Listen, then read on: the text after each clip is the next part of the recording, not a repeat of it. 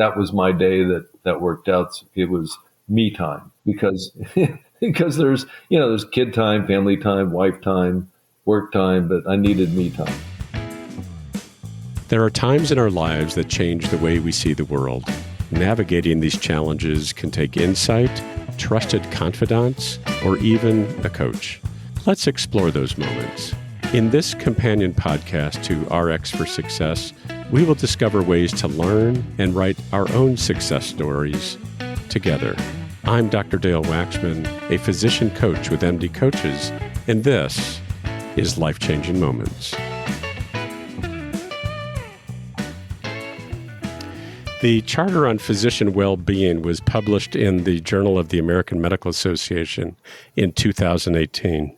This document provides a blueprint for addressing the significant and mounting problem of physician dissatisfaction, unwellness, and burnout. Clearly, there are organizational and community contributors to the dis-ease that physicians are experiencing, and this charter addresses those. The third component, and perhaps the most elusive, is interpersonal and individual commitments to well-being. And within that is the fundamental concept of practicing and promoting self-care. I say elusive because, number one, it certainly eluded me in my career. And number two, it very certainly eludes many of my coaching clients. My guest today has, in my opinion, excelled at intentionally attending to self-care. Joel Waxman is an otolaryngologist currently serving as an associate clinical professor of otolaryngology at the University of Kansas School of Medicine. He has been in various forms of private practice for over 37 years, first in the Springfield, Missouri area, and then in the Kansas City area. If his last name sounds familiar, it is because Joel is one of my big brothers. He's been a mentor and a guide for me as I navigated pre-med and med school, and continues to be an inspiration about how to live a full and connected life. I invited Joel on to this podcast because he really, more than any other physician that I know, successfully blends a meaningful work life with a meaningful non-work life. As you'll hear in his non-work life, Joel prioritizes family as well as numerous hobbies. Joel, welcome to Life-Changing Moments. Hello there. It's good to have you. So we're doing this over the recording podcast. We're not in the same room, but it's good to see you. Yep. So I'd like to just start, for our listener, just a recap of your career, just your practice career, okay, and then what your current situation is. Okay. Well, after completing residency, I took a position at a multi-specialty clinic in Springfield, Missouri, and that was quickly bought up by hospital systems, and I was there for 23 years. I left there when my last child graduated high school. It was actually turning into a toxic practice, so it was time to leave for my mental health and other reasons at that time. I found a position in rural Kansas, in Ottawa, Kansas, where I did outreach in several different other communities in Kansas. That kind of fell apart for a lot of different reasons. And then I did some locum tenens around the Kansas City area, and then a position opened up for just a part-time office otology, ear, nose, and throat practice at the University of Kansas. And so that's what I've been doing now for the last 6-7 years. Yeah, great. Thank you for the recap. And just, also, since we're talking about self-care, tell us a little bit about your family. Oh, well, we've been married 44 years, and I have 3 children. The oldest is an attorney in Tulsa, and with his wife, we have 2 grandchildren down there. And then son number 2 recently moved to Denver, and he and his wife, they just have one who's now 6 months, little girl, and then my daughter Molly is the last one who's in town, and she's an ER nurse at the University of Kansas. Yeah, the reason I brought that up, because maybe we'll get into it. I know children and grandchildren were a very high priority for you. They still are very high priority for you. And I'm guessing that some of our listeners will want to know, how did you do that with very busy otolaryngology career as well? We'll get into that in just a bit. But I want to get to, I think probably people are intrigued when I said some of the things I said in the introduction. Let's just sort of get right into it. Can you list for the audience some of your interests that are outside of medicine and outside the family? Well, I've been interested in food insecurity for a long time. While in Springfield, I started a community garden and it won some awards. I've also, in Springfield, I started or helped start up a physician or medically oriented swing band. I play baritone saxophone, so we had 17-member band and singer. That's still going after I left. I started doing pottery while in med school because I got tired of looking at microscope slides and needed to do something else with that. So those are my three biggies. Yeah, and those are three biggies. Can you say something about about how much percentage of your, a week time has been devoted to those? Well, again, throughout career, there was always family things. So some things took precedence over others, and certainly the kids did. If there was an event where they had to do something or I had to skip one of the other things, that was, took priority.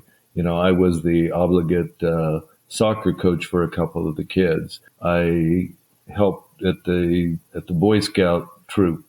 Those kind of things were necessary also. So I sort of dedicate, what night was what? Band night when I was in Springfield was Monday night. Thursdays was pottery. And then when we started up the garden, once the kids were a little bit older, that was weekends and maybe another day in the week. Yeah. So let's just sort of take one at a time. How did you get interested in pottery? You mentioned you needed to do something else, but yeah, I mean, med school was kind of grinding. I call myself a triathlete because I tried running and I tried some other thing and wasn't really very good at it. So I needed something else physical or just something different to do. And they offered a course at one of the free university settings here. And I said, well, let me go try that. And then I did that for about a year or so until major, clinical studies took over at med school. So that was kind of fun while I was in med school. And then during residency, obviously, a lot of things changed. But then once I got out of residency, I started taking classes again about the second or third year when I got into practice. Yeah. And so I'm imagining, you're out of residency, you're early in practice, and I know you because I know you, but you had a couple of small kids at the time. You decided, okay, I'm just going to go ahead and take classes and get back into this. Say more about that, because there's different things tugging at for your time at those times. Yeah. Long story short on that was, I needed to do something and, the kids were keeping me busy doing different things, but I still felt, personally I needed, me time. And so, totally separating, a couple hours a week where I could focus just me. And that was a nice outlet. And it worked out, one evening a week, whatever it was, seemed to work out well that I could, not have practice. But, with switching call schedules, sometimes it worked, sometimes it didn't. But, that was my day that worked out. It was me time because there's, there's kid time, family time, wife time, work time, but I needed me time. Hi, I'm Rhonda Crow, founder and CEO for MD Coaches. Here on RX for Success, we interview a lot of great medical professionals on how they grew their careers, how they overcame challenges, and how they handle day-to-day work. I really hope you're getting a lot of great information. But if you're looking for an answer to a specific problem, management or administration challenge, or if you're feeling just a bit burnt out, like maybe you chose the wrong career, well, then there's a faster way to get the help you need. No, it's not counseling, it's coaching. RX for Success is produced by MD Coaches, a team of physicians who have been where you are. I know you're used to going it alone, but you don't have to. Get the support you need today. Visit us at mymdcoaches.com to schedule your complimentary consultation. Again, that's mymdcoaches.com, because you're not in this alone. We'll get back to our interview in just a moment, but right now I want to tell you a little bit about Physician Outlook. If you haven't discovered this remarkable magazine, please do so very soon. It was created by physicians, for physicians, to showcase the intersection between clinical and non-clinical interests, whether it's writing, painting, cooking, politics, and dozens of other topics. Physician Outlook gives a physician perspective. It's available online and in print. It's really unique among physician lifestyle magazines. And like the Prescription for Success podcast, Physician Outlook amplifies the voice of any physician who has something to say. It also engages patients who still believe in physician-led, team-based care. And Prescription for Success listeners can get 3 months free when you enter our promo code RX for Success and select the monthly option at checkout. That's a really great deal on this stunning publication. And now let's get back to today's interview. I'm imagining that some listeners are aware that they need me time, but they don't necessarily feel empowered to request it, to get it, to actually create a time for that. What enabled you to say, I'm doing this? Well, what the big thing was about my fourth year in practice. Desert Storm happened. And I was in a 2-3-man practice, was 2-man at that time. And my partner got called up basically the day my daughter was born. And so I was suddenly running a 2-man practice all by myself. I was sharing call with another group, and it went from quickly, they had some other disasters in their thing, and quickly went to, Katie barred the door. I was, in the office almost every day of the week and on call every other weekend. And when my partner finally got back, I said, I need a whole day off. And before that, it was just everybody in the multi-specialty group took a half a day, which meant you left at 2 or 3 o'clock. So I started taking a whole day off, and everybody goes, you can't do that. And they go, yeah, okay, watch me. I don't care. So, Thursdays when she was younger was me and Molly time. And then when she started preschool, then there was, a welcome void. And so, that was my day. Thursday was my day. And so throughout really the last 30 years, Thursday's been Pottery Day. Yeah. So it really, that the gift of Desert Storm was you were way over busy. And then when your partner got back, said, I really missed out on some me time. I absolutely have to have that in order for my own, I'm putting words in your mouth, but for my own sanity. And also I didn't see my daughter almost for 6 months. So until she started preschool, every Thursday was, me and Molly day. This is like not an option. This is what I'm doing. Yeah, I just needed it. No more, yeah. Yeah. It sounds like there wasn't any pushback when you said, this is what I'm doing. No. That's great. Not that I remember. It just said, well, you're not going to make as much money. And I said, I don't care. I'll make my quota, whatever they want. I'll get there. Just Thursdays is my day. Yeah.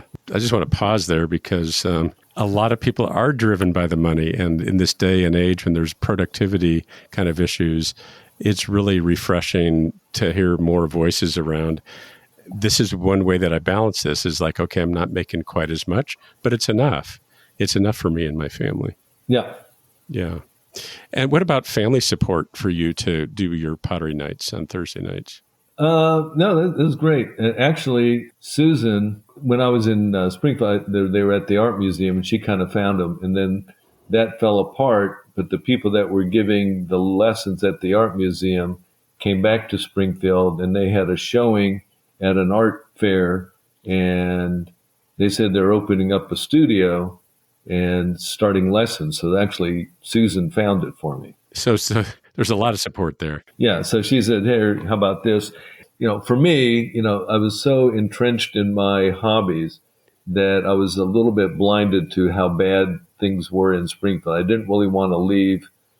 I wanted to leave the practice, but I enjoyed all my other things in Springfield. So there was conflict on leaving stuff.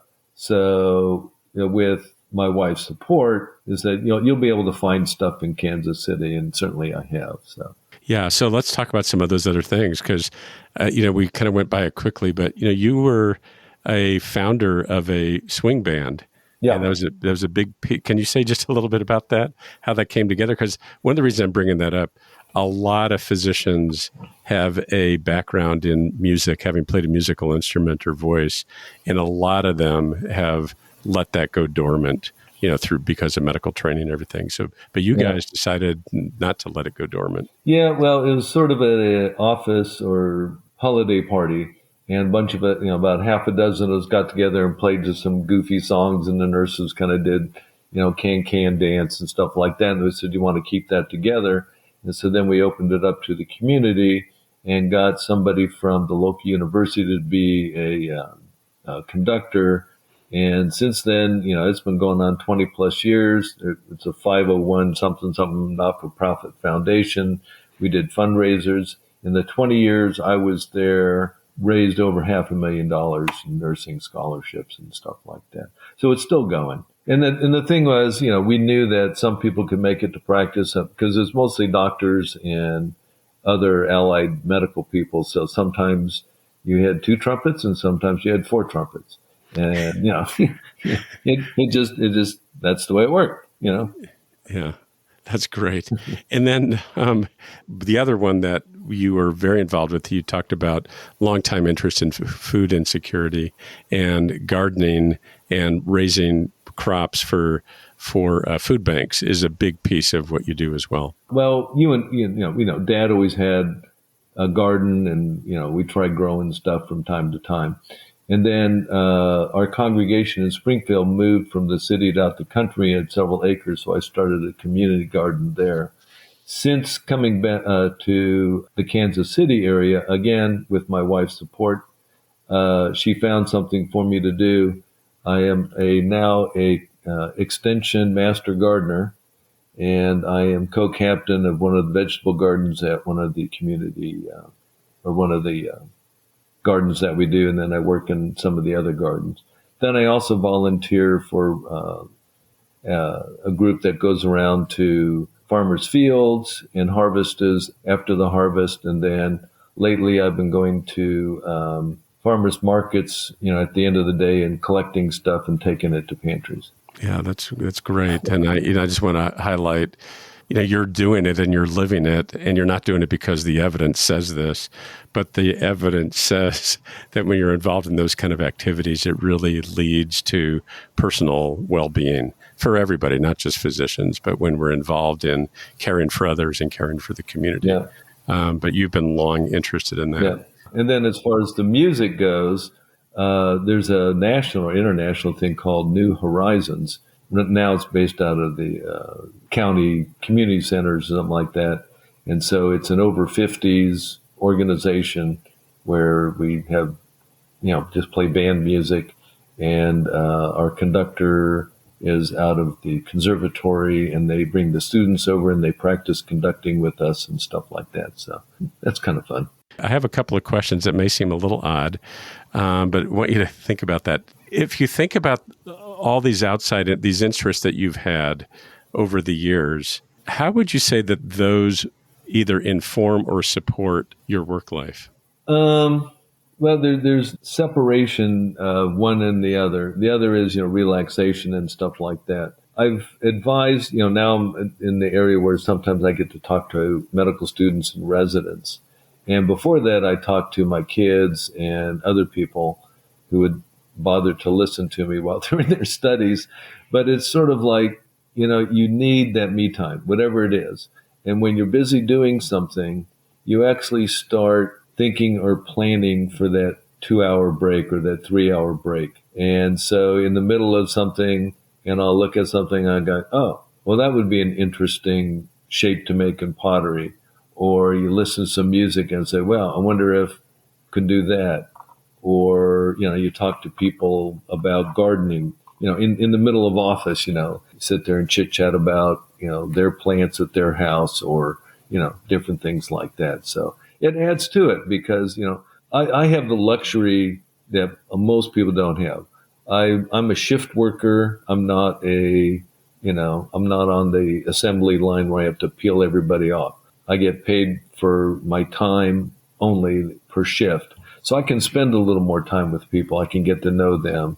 And, we get to chit chat about what interests them and what interests me. And that I think that's how it adds because one, I feel like I'm a more rounded person. I can talk to people about a lot of things. When I was in Springfield, there's a lot of farmers, and so you say, well, how'd your soybeans go? Or, well, there's too much for this. And I go, oh yeah.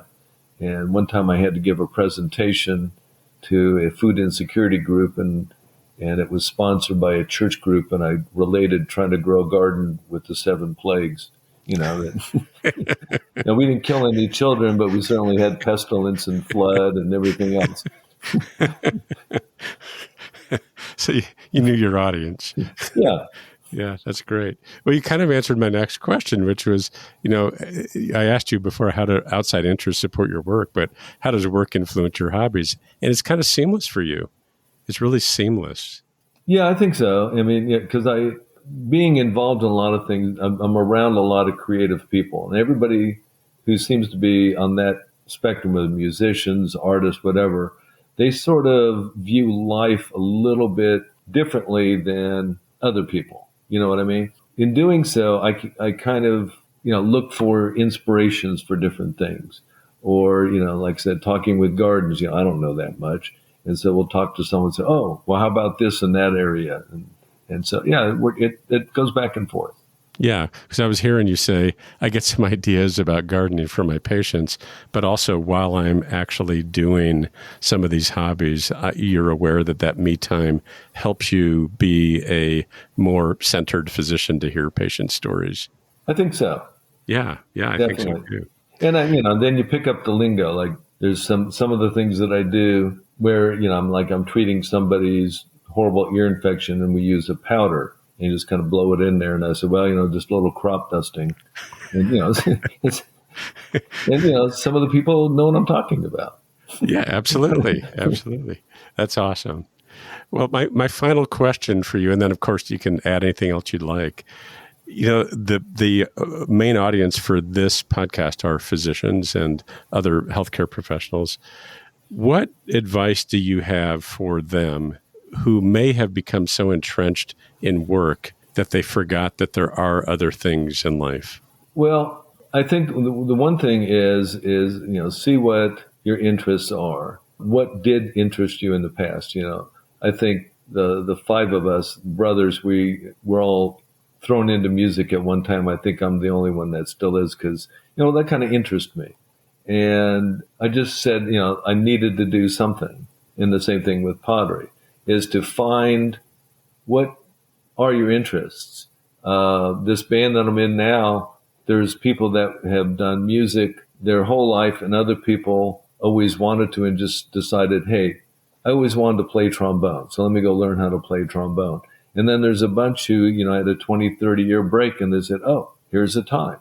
And I think you just have to say, okay, here it is. This is my time for me and what interests me. So, there's some active searching, both what are the things and then to look for the resources because there's plenty of resources. For me, doing something physical, I think is also good because and whether, I'm out chopping weeds or planting, something in the garden, you're totally focused on that rather than other stuff. And the same thing with pottery, when you get that big wad of mud in the middle of the wheel and it's wiggling back and forth, if you can get it where it's not wiggling, that's called centering. So you're totally focused on that, but there's days when I can't do that. So I know that internally something's not right.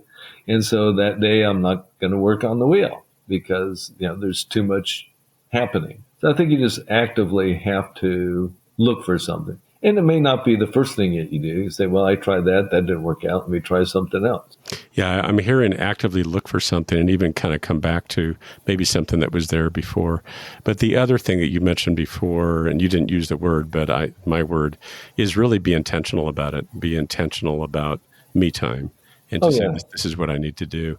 I mean, it's very, very fundamental for you. So it may not necessarily come out as advice from you, but it's just who you are. It's that, like, this is me. This is what I need for me. And so I turn that into the directive then is to really be intentional about that. And you've done that. Yeah. Well, I think perhaps some people are maybe hesitant to take away from other stuff, but the people that count, say, well, I need you at home. I need you at this. You can, balance some of that, and there's ways of saying, well, can I just, not can I, but, I need X number of hours just to do something for me, whether it's, I'm going to go out for a run for, whatever, or pickleball or do something. It's like, I just need something for me. And I think, at least my experience is the people around me are very supportive, because if I don't do that, then it's like, you need to go for a run. Right. Exactly. So we might want to listen to those who are around us who would be even more supportive of us having me time when they notice that we're not doing so well. Yeah, go take a nap, go do something, because you're not fun to be around, kind of a thing. Exactly. Well, Joel, thank you so much for being here. I really, really do hope that people are taking this to heart. I know that you've really embody what I would call living wholly, WHOLLY, really living wholly, having meaningful work, but meaningful time outside of work as well, and how each of those inform the other. So thank you again. Thanks for being a great model for me, and thank you for being on the show. Yep. Thank you for inviting me, and thanks for being a good little brother. Well, thanks for being a big brother. and don't drive like my brother. Yeah. All right. Thanks.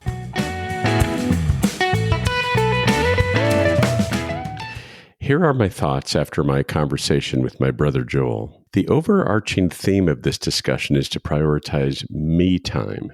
The benefits of this are well documented. Time spent in activities that feed the self are restorative, and this translates into higher quality relationships with our family and colleagues, and importantly, our patients. However, focusing on ourselves isn't easy for healthcare professionals for several reasons, and here are three to come to mind. Number one, healthcare professionals share the trait of over-availability, putting others' needs before our own. This gets continually reinforced in our training and then in our work. Number two, a habituation to work. When we do carve out some me time, many of us don't really know what to do with it, and we find ourselves defaulting back to work because there's always something to do. Number three, we just don't know where to start. For many of us, activities that we engaged in that restored our souls in the past have gone dormant, or we've suppressed investing in a pastime because we just did not feel we had enough time to devote to it. Fortunately, to overcome these barriers, there's a lot of wisdom in my brother's incorporation of me time over the years. So here are my takeaways from this conversation. Number one, if you want to bring me time into your life but don't know how, start with recalling what interested you in the past. Was it music, crafts, photography? And then to overcome the barrier of over-availability to everyone else, remind yourself that this time for self ultimately benefits not just you, but those around you. And then look for the resources to get you started. Be intentional about taking a weekly online class, or join a club that meets regularly, or start weekly music lessons. Number two takeaway, think about doing something completely different from what you're doing. Joel decided to explore pottery in the middle of studying histology. This became a lifetime pursuit over 40 years. It's so important that he intentionally sets aside an afternoon or an evening each week to devote to it. Number 3, surround yourself with people who prioritize outside interests. This can fertilize your growing awareness that this contributes to whole life well-being. And finally, number 4, examine where in the scheme of your life you prioritize your earnings. Enough may be enough. Working more to earn more may create the work-life imbalance that most of us are trying to overcome. So to sum up, the benefits of self-care are well documented. If you find yourself having difficulty bringing this more so into your life, or even just getting started, consider starting a conversation with one of our physician coaches. You can find us at mymdcoaches.com. Thank you again for listening, and be well. Thank you for tuning in to Life-Changing Moments. If you enjoyed this episode, please be sure to rate us 5 stars and leave a review. Doing so helps our podcast reach more listeners. Have something to share? We'd love to hear your thoughts. Visit the MD Coaches community on Facebook groups. This dynamic virtual space is a place to continue discussion about life-changing moments and perhaps share some life-changing moments of your own. Join the conversation today.